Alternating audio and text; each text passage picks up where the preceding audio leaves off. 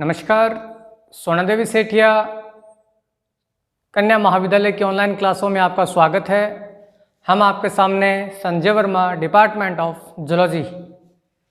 तो डियर, आज की हमारी क्लास बीएससी पार्ट सेकेंड, जिसमें आज अपन स्टार्ट कर रहे हैं कोऑर्डिनेट एंड इवोल्यूशन। जो आज का जो फर्स्ट पेपर जो अपन स्टार्ट कर रहे हैं, कोऑर्डिनेट एंड इवोल्यूशन। कोऑर्डिनेट से पहले अपन एक बार इवोल्यूशंस के ऊपर थोड़ा विशेष चर्चा करते हैं कि एक्चुअल में जो इवोल्यूशन है वो क्या है, किस प्रकार से ये अपने आप को डेवलप करता है और जीवों के ऊपर इसका क्या प्रभाव देखने को मिलता है ना। तो डियर, अपन देखते हैं कि कई प्रकार के अपन ने पेड़ पौधे देखे हैं, कई प्रकार के जीव जंतुओं के समूह को देखा है ना। तो देखने के बाद अपन एक माइंड के अंदर एक छोटा सा क्वेश्चन पुटअप करते हैं कि प्रत्येक जो जीव है ना, या पेड़ पौधे क्यों ना हो, वो अपनी ही जाति के साथ या अपने से किसी दूसरी जाति के साथ या किसी दूसरे प्रकार के जीव के साथ वो कितने अपने लक्षणों के अंदर अपने आप को विभेदित करता है। डिफ्रेंशिएशन जो होता है लक्षणों के आधार पर, वो किस कदर दिखाई देते हैं अपने को, है ना। तो मतलब एक ही कंडीशंस के अंदर जो जीव जो होते हैं उनमें भी काफ़ी हद तक उनके लक्षणों में, उनकी संरचना में और उनके हैबिटाट के अंदर हमारे को काफ़ी अंतर देखने को मिलते हैं। तो ये जो अंतर जो दिखाई देते हैं, है ना, तो ये अंतर ही तो है जो किसी भी जीव को विकसित करने के लिए बहुत ज़्यादा इम्पोर्टेंट है ना। तो इसी कड़ी के अंदर अपन बात कर रहे हैं अपने इवोल्यूशंस की, क्योंकि जो लक्षण जो नए अपन अडेप्ट जो करते हैं कैरेक्टर, है ना, तो वो इवोल्यूशन का ही तो एक पार्ट है ना। फॉर एग्जांपल, जैसे प्राचीन काल के अंदर या एंशिएंट टाइम के अंदर जो जितने भी प्रकार के जो पेड़ पौधे थे या जो जीव जंतु थे, उनका अपन आज के जीव जंतुओं के साथ अगर कंपैरिजन करेंगे तो हमारे को काफ़ी हद तक परिवर्तन देखने को मिलेगा।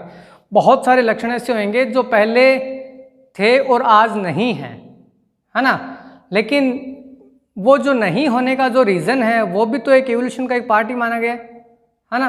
क्या कारण थे जिसकी वजह से वो जो प्राचीन काल के अंदर जो पेड़ पौधे थे या जो जीव जंतु थे वो उस समय थे और आज नहीं है ना। तो इसी प्रकार से अपन ये भी सोच सकते हैं, देख सकते हैं कि आज की जो कंडीशंस में जीवों के जो लक्षण है ना, उनकी जो बॉडी स्ट्रक्चर है ना, उनके जो हैबिटाट है और उनके अंदर जो होने वाली जो बायोलॉजिकली रिक्वायरमेंट है या जो बायोलॉजिकल रिएक्शंस जो है ना, फिजियोलॉजिकल है या केमिकल कंपोजिशन है, ये सभी आने वाले फ्यूचर के अंदर बहुत ज़्यादा टाइम के बाद अगर अपन आज का कंपैरिजन भविष्य के जीवों से करें तो हमारे को काफ़ी अंतर देखने को मिलता है ना। तो ये इवोल्यूशन की वजह से ही पॉसिबल है।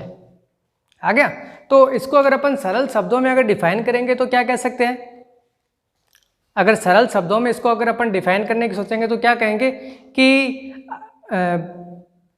बहुत ज़्यादा सरलतम जीवों से, मतलब जिनकी जो बॉडी स्ट्रक्चर है वो बहुत ज़्यादा क्या सिंपल फॉर्म से कॉम्प्लिकेटेड या कॉम्प्लेक्स जॉइंट्स का निर्माण होना। और ये जो निर्माण होने का जो प्रोसेस है, इस प्रोसेस के अंदर जो डेवलपमेंट जो स्टेज आती है ना, उसी को ही अपन क्या कहते हैं? इवोल्यूशंस कहते हैं। उसी को अपन उस जीव का विकास कहते हैं। और ये विकास नए लक्षणों को अर्जित करने के अंदर बहुत बड़ा महत्वपूर्ण है ना। तो इसी चीज़ से अपन ये भी कह सकते हैं कि इस चीज़ से जो डार्विन जो था वो काफ़ी मतलब जिसको कह सकते हैं कि डार्विन का इस थ्योरी के अंदर बहुत बड़ा रोल है ना। तो उन्होंने ही सबसे पहले बताया था कि जो जीवों का जो विकास जो होना है या जीवों का जो निर्माण जो होना है या जीवों की जो उत्पत्ति है वो किस प्रकार, किस कंडीशंस के अंदर होती है ना। तो यही फैक्टर्स है जिसके बारे में अपन इस टॉपिक के अंदर देखेंगे और सीखेंगे आज। तो इस चीज़ के बारे में अपन ये कह रहे हैं कि जो सिंपल फॉर्म में है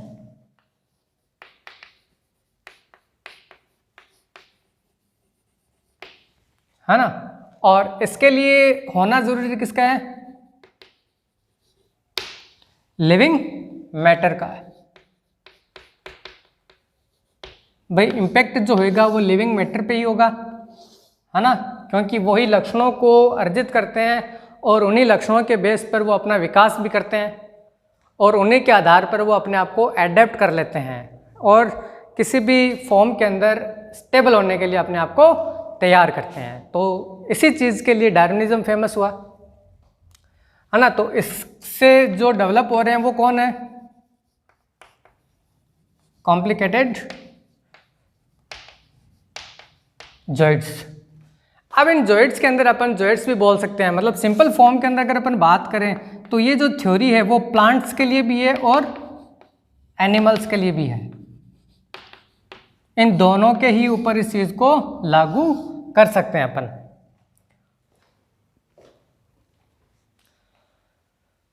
तो इस चीज को सबसे सरल शब्दों में जिसने सबसे पहले डिफाइन किया था वो थे हमारे डार्विन साहब। क्या कहा था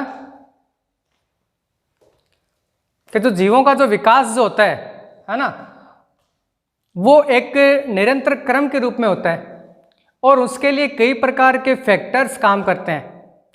तो ना दो इसने जो डिफाइन किया था उसने इतना ही कहा, the decent with modification.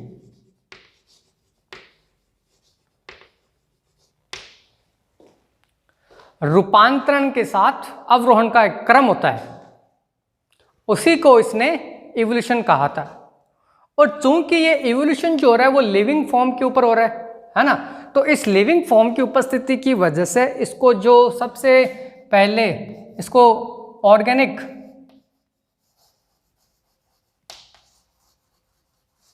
Evolution कहा गया है, इसी थ्योरी के बेस पर। तो मतलब जो जीवों का जो विकास है ना, कार्बनिक यौगिकों का जो विकास है उसके अंदर अपन किस किस को शामिल कर सकते हैं। क्लियर है? तो ये जो प्रोसेस है, इस प्रोसेस के आधार पर अपन क्या कह सकते हैं कि जो आदिकाल के अंदर जितने भी एंशिएंट टाइम के अंदर जितने भी प्रकार के पेड़ पौधे थे, है ना, जितने भी प्रकार के जो जीव जंतु थे और उनका जो कंडीशंस के अंदर जिन्होंने अपने आप को डेवलप किया था उस दौर के अंदर, और उस दौर के अंदर उस कंडीशन के अंदर उसने जो कैरेक्टर जो एडेप्ट किए थे या उस दौर के उस समय के जो लक्षण थे वो आज के समय के लक्षणों से काफ़ी हद तक क्या है, रूपांतरित है। मतलब क्या कह रहे हैं कि जो आज के समय के जो पेड़ पौधे जो जीव जंतु है वो रूपांतरित रूप है आदिकाल के जीवों का ही। यही सबसे सरलतम डिफाइन था डार्विन का, है ना। तो इसने बहुत ही कम शब्दों में इसको डिफाइन कर दिया, द डिसेंट विथ मॉडिफिकेशन। तो ये जो थ्योरी है वो क्या कहलाती है, डार्विनिज्म। और इसको बहुत से अच्छे से एक्सप्लेन किया था अपनी ही पुस्तक ओरिजिन ऑफ लाइफ, जिसमें कई प्रकार के ऑर्गेनिक और इनऑर्गेनिक कंपोनेंट्स का, मटेरियल्स का, है ना, अदर गैसेस का और अदर कंडीशंस का, अदर फैक्टर्स का एक रोल बताया था जीवों के विकास के क्रम में। क्लियर है? तो इस चीज़ के बारे में अगर अपन बात कर रहे हैं तो इसके लिए जो पर्टिकुलर जो थ्योरी थी वो थ्योरी के रूप में फेमस है, जिसको अपन क्या कह सकते हैं, एवोल्यूशनरी थ्योरी। तो जिसके लिए अपन देखते हैं, इसको देखो अपन यहाँ लिख देते हैं ताकि आपको आसानी से समझने में सुविधा हो।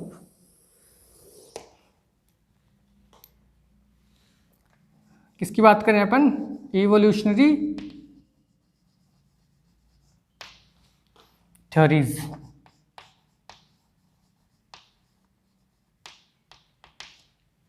आ गया?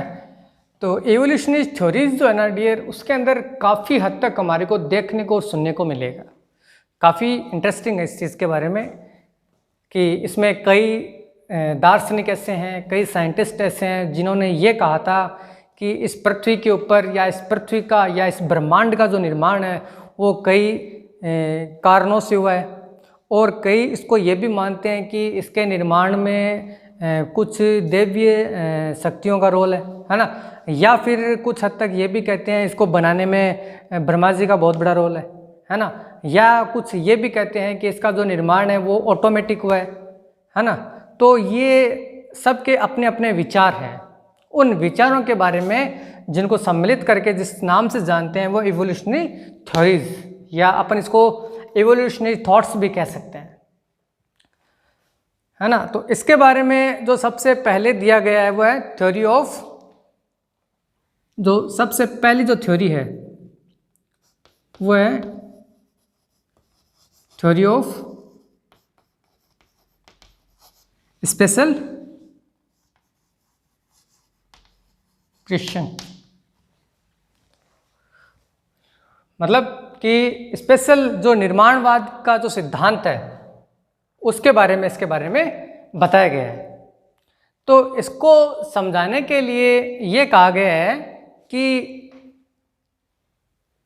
इसमें कोई विशेष योगदान नहीं रहा है कभी भी किसी भी प्रकार की कंडीशंस का, या किसी भी प्रकार के कारकों का, या किसी भी प्रकार के पार्टिकल्स का, या किसी मैटर का इसमें कोई रोल नहीं है। इसमें सिर्फ अपन को इतना ही सीखने को मिलेगा कि इसकी जो थ्योरी है वो फादर शोरेज ने दी थी। इसकी जो थ्योरी थी वो थ्योरी थी फादर है स्पेन के, फादर शोरेज। इन्होंने ही इसको सबसे पहले डिफाइन किया था, और डिफाइन करते समय इसने ये बताया था कि इस पृथ्वी का जो निर्माण है और इस पृथ्वी के निर्माण के साथ साथ जितने भी प्रकार के जीव जंतु हैं या पेड़ पौधे हैं उनका जो विकास है वो मात्र और मात्र 6 दिनों में हुआ है ना। और उनकी उत्पत्ति के पीछे किसी का कोई रोल नहीं है। मतलब जो निर्माण है वो कितने दिनों में हुआ है? सिर्फ और सिर्फ 6 दिनों के अंदर। अब इसके पीछे इसके कोई रीजन्स नहीं थे, इसका कोई जो ऑथेंटिक जो रीजन है वो नहीं था, इसलिए इस थ्योरी की कोई इम्पोर्टेंसी आज के समय में बिल्कुल भी नहीं है। तो इसलिए इस थ्योरी को बनी और ये अयोग्य ही हो गई थी। मतलब कोई खास इसको इम्पोर्टेंस ही नहीं दी गई थी इसको। क्लियर है?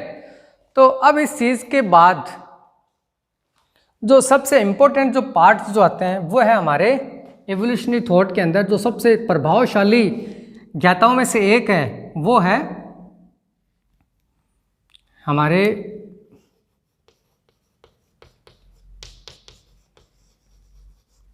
Greek theory. अब इस ग्रीक थ्योरी को डियर थोड़ा विशेष तरीके से समझने की कोशिश करना, है ना। इसके अंदर जो है उसमें अलग अलग प्रकार के दार्शनिकों का एक रोल है, जिनके खुद के पर्टिकुलर अपने मत है, जिन्होंने अपने ही सिद्धांतों से इस विकासवाद की थ्योरी को बनाया था, है ना, जिसको अपन एवोल्यूशनरी थॉट्स के नाम से जानते हैं। और ये कम्प्लीटली जहाँ से हैं उनको उनके नाम से जाना जाता है। जैसे ग्रीक से हैं ये, तो इनको ग्रीक थ्योरीज के नाम से जाना जाता है। तो इस के अंदर जो सबसे पहले जिनका जो रोल था वो थे हमारे अंकल जी थैलस।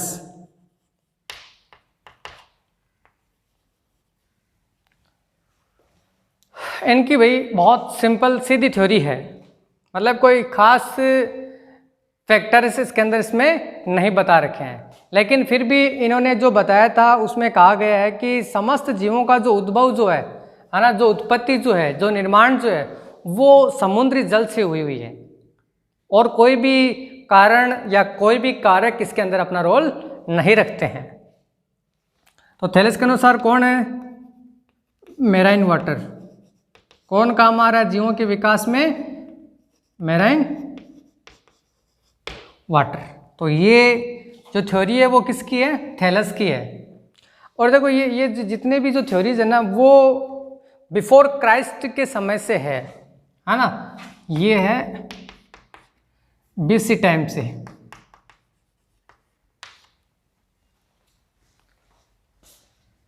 आ गया। अब इस क्रम के अंदर जो नेक्स्ट जो प्रोसेस है वो है हमारे सेकंड जो महाशय हैं जिन्होंने एक अलग ही धारणा दी थी, जिनका नाम है एनाक्सिमेंडर।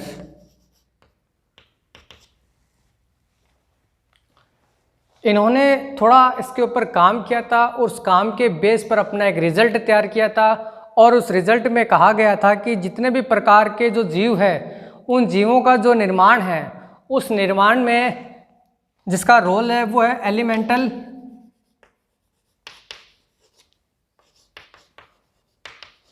फ्लड्स का, मतलब मौलिक द्रव्यों की उपस्थिति से, मौलिक द्रव्यों की उपस्थिति से ही किसी भी प्रकार के जीवों का निर्माण होना पॉसिबल माना गया है। इसके अनुसार ये कहते हैं कि जो स्थलीय जो जीव है ना, जितने भी प्रकार के जो स्थलीय जीव है उनका निर्माण जलीय जीवों से माना गया है ना।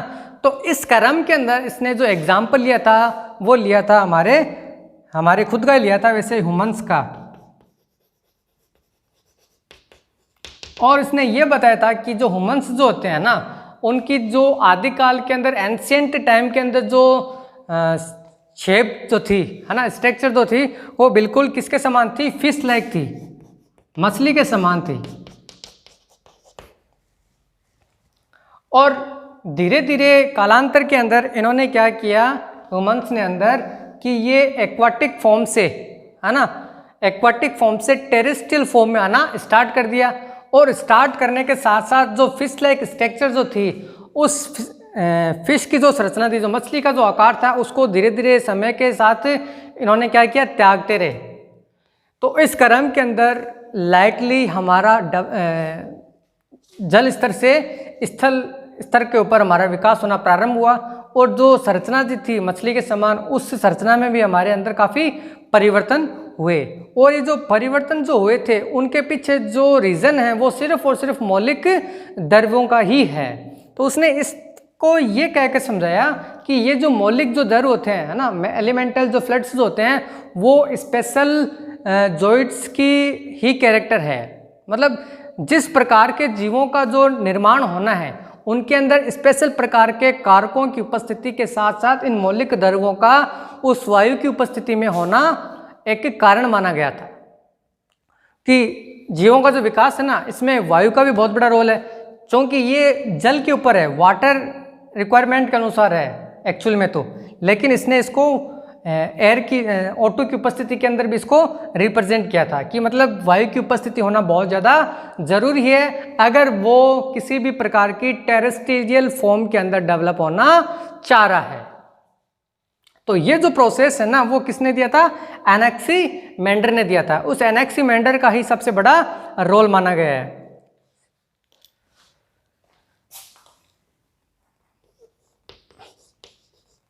अब इसके बाद जो है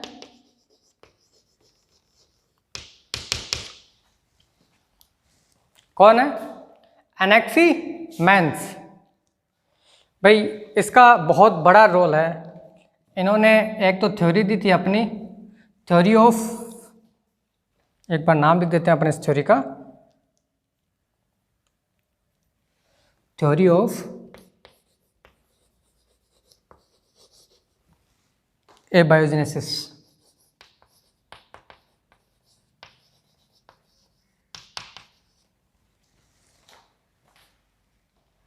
थ्योरी ऑफ एबायोजेनेसिस मतलब ये फर्स्ट महाशय थे, अंकल जी थे, जिन्होंने ये बताया था कि किसी भी प्रकार के जीवों का जो विकास है उस विकास के अंदर वायु का सबसे बड़ा रोल माना गया है ना। अब विकास का जो क्रम है वो किसके लिए आ रहा है, पर्टिकुलर किसी जोइड्स के लिए आ रहा है। अब इस जोइड्स के क्रम में कई प्रकार के प्लांट्स भी है, ये लो प्लांट्स आ गए। चूंकि विकास किसका हो रहा है, एनिमल्स का भी तो हो रहा है साथ, तो इसका मतलब क्या हो गया कि सूर्य की प्रकाश की जो ऊर्जा है वो वायु में उपस्थित स्पेसिफिक एलिमेंटल फ्लड से ही जीव का विकास करने में सहायक है। मतलब क्या है कि जो सूर्य के प्रकाश की जो ऊर्जा है, उस ऊर्जा का वायु में उपस्थित जो मौलिक जो द्रव्य हैं, है ना, स्पेशल, और स्पेशल वर्ड इसलिए लगाया गया है क्योंकि वायुमंडल के अंदर कई प्रकार के कारक होते हैं और इस यूनिवर्सल के अंदर भी कई प्रकार के जॉइंट्स हैं जिनके ऊपर उनका कारकों का प्रभाव पड़ता है। उन कारकों में से भी कोई कारक ऐसा है जो किसी स्पेशल जॉइंट के साथ जुड़ रहा है और उसके लक्षणों में परिवर्तन कर रहा है या उसके विकास में सहायक आ रहा है ना, इसलिए मैंने स्पेसिफिक एलिमेंटल फ्लड्स शब्द यूज में लिए हैं। क्लियर है? तो ये जो थे महाशय वो कौन थे? एनेक्सिमेंडर थे, जिन्होंने थ्योरी ऑफ एबायोजेनेसिस रिप्रेजेंट की थी, है ना। अजातवाद या स्वतः जनन का जो सिद्धांत जो आगे चलकर जिसको माना गया है वो उसकी ये बेस है उसका, ये क्लियर है। और इस क्रम में जो नेक्स्ट है वो है हमारे जीनोफेज। इसको अपन यहाँ लिख लें,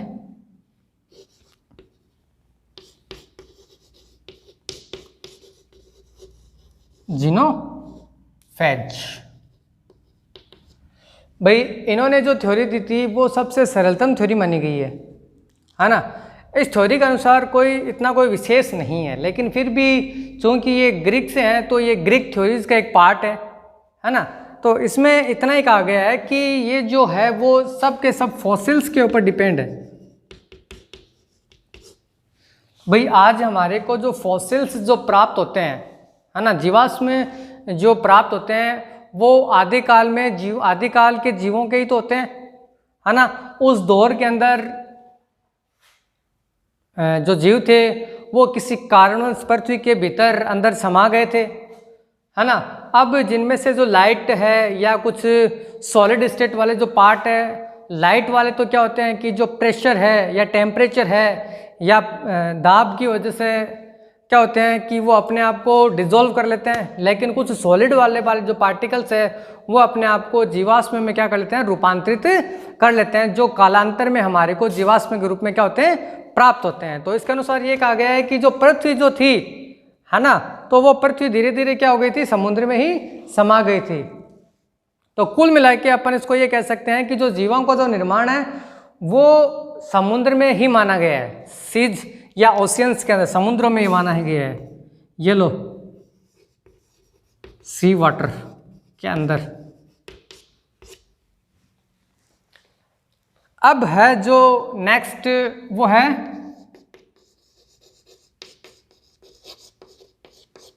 एम्पिडोकल्स। भाई इसको विकासवाद का जनक माना जाता है, फादर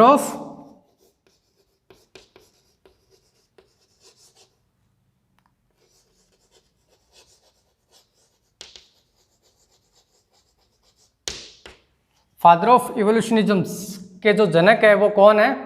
एम्पिडोकल्स है। इसकी थ्योरी काफ़ी इंटरेस्टिंग है डियर, समझना इस चीज़ को। भाई इसने जो प्रोसेस जो बताया था, है ना, एम्पिडोकल्स ने, उसने ये कहा था कि इस सिद्धांत के अनुसार जितने भी प्रकार के जीवों का जो विकास है ना, वो समय के साथ हुए हैं। ये नहीं है कि किसी भी जीव का जो निर्माण है वो अचानक से हो गया, या पहले जो जीव थे वो अपने आप को अचानक से नष्ट कर लिए और उनकी जगह कोई दूसरा जीव आ गया, या ऐसा भी नहीं है कि किसी भी जीव ने अपने आप में अचानक परिवर्तन किया और वो तुरंत किसी दूसरी फॉर्म में आकर अपने आप को रिप्रेजेंट करने लगा। ऐसा भी बिल्कुल नहीं है ना। तो इसकी जो थ्योरी थी उस थ्योरी के अनुसार इसने ये बताया था कि जो मेन जो फैक्टर है ना, वो है स्वतः जननवाद का, मतलब एबायोजेनेसिस थ्योरी जो है ना, उस थ्योरी के बेस के ऊपर है ये। और इसमें जो डेवलपमेंटल जो होता है, इवोल्यूशन जो होता है, वो इवोल्यूशन होता है एक्चुअल में सीरियल वाइज। मतलब जो लक्षण जो आ रहे हैं वो सीरियल टाइप से आ रहे हैं, इसके अंदर क्रमिक रूप से आ रहे हैं। ये नहीं है कि मतलब कोई भी लक्षण है पहले एक आ गया फिर दूसरा आ गया, ये नहीं है। किसी भी प्रकार के लक्षण को बनाने में जो क्रमिक, जो सीरियल कंटिन्यूस जो फॉर्म जो है, उसी के अनुरूप उनमें लक्षणों का विकास होना पॉसिबल माना गया है। आ गया? तो इसके अनुसार कि जितने भी प्रकार के जो पादप है या जीव है ना, तो उनका जो निर्माण है ना वो पहले माना गया है। मतलब इस कड़ी के अंदर जो प्लांट है सबसे पहले बने, उसके बाद में जितने भी टाइप के जो जोइट्स है, एनिमल्स है, उनका विकास हुआ था। ठीक है, और इसी क्रम में उसने ये बताया था कि उस दौर के अंदर, मतलब आज के कंपैरेटिव जो एंशियंट टाइम के अंदर जो जोइट्स थे, है ना, वो आज के टाइप के जो जोइट्स एनिमल्स हैं उनके कंपैरिजन वो बहुत ज़्यादा इनकम्प्लीट डेवलप थे। मतलब या तो बहुत ज़्यादा कम विकसित थे या फिर आंशिक रूप से विकसित थे, है ना। तो धीरे धीरे उनकी जगह उनसे ज़्यादा विकसित जीवों ने ले लिया, है ना। फिर जो ज़्यादा विकसित जीव थे वो तो क्या हुए कि समय के साथ अपने आप को स्टेबल करने लगे, लेकिन जो किसी कारणवश अपने आप को विकसित नहीं कर पा रहे थे, वो धीरे धीरे समय के साथ क्या होते गए कि नष्ट हो गए थे या फिर विलुप्त हो गए थे, एक्सटिंक्ट फॉर्म में चले गए थे, वो विलुप्त हो गए थे। फिर इन जीवों ने क्या किया कि समय के साथ अपने आप में बहुत ज़्यादा परिवर्तन करना स्टार्ट कर दिया, और परिवर्तन करने से सेम स्पीसीज के अंदर ही काफ़ी हद तक हमारे को उनकी बॉडी स्ट्रक्चर्स के अंदर, बायोलॉजिकली रिएक्शंस के अंदर और फिजियोलॉजिकली रिएक्शंस के अंदर, हैबिटाट है ना, रिप्रोडक्शंस मेथड है या मेटाबॉलिज्म है या डाइजेशन है या एक्सक्रीटरी सिस्टम है, तो इन काफ़ी लक्षणों में हमारे को अंतर देखने को मिला था। क्लियर है? तो ये जो चीज़ थी, जिस चीज़ को बता रहे हैं, वो चीज़ थ्योरी किसने दी थी? एम्पीडोकल्स ने दी थी। और एम्पीडोकल्स कौन है? Father of evolutionisms. आगे विकासवाद का जो जनक है वो कौन है? एम्पीडोकल्स है। अब इस प्रोसेस के अंदर जो सबसे इंपॉर्टेंट है वो है हमारे सबसे सीनियर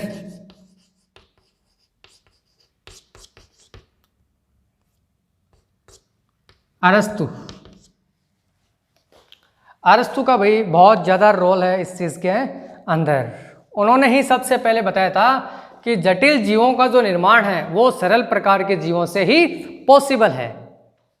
मतलब कि आज जितने भी प्रकार के जो जीव जंतु हमारे को देखने को मिल रहे हैं, चाहे पेड़ पौधे भी क्यों ना हो, उनका जो विकास जो है ना वो सबसे सरलतम रूप के अंदर संरचना वाले जो जीव थे उन्हीं से होना पाया गया है। ये नहीं है कि ये जो कॉम्प्लिकेटेड जो जोइट्स है वो ऑटोमेटिक ही डेवलप हो गए, है ना, ऐसा बिल्कुल भी नहीं है। इनको बनाने में जिसका रोल है वो है उनसे पहले जो उपस्थित जो जीव थे, जो सरल संरचना वाले थे, उन्हीं से उनका विकास हुआ है। और ये जो विकास का जो क्रम है ना, वो जीवों का एक लैडर ऑफ, जिसको अपन बोल सकते हैं लाइफ है ना, कि भाई सरल संरचना थी, मतलब सिंपल से हार्ड या कॉम्प्लिकेटेड जॉइंट्स है ना। तो इसलिए अरस्तु को इस सिद्धांत के आधार पर जिन्होंने जो थ्योरी दी थी वो थ्योरी थी लैडर ऑफ लाइफ। ये लो डियर आपकी लैडर ऑफ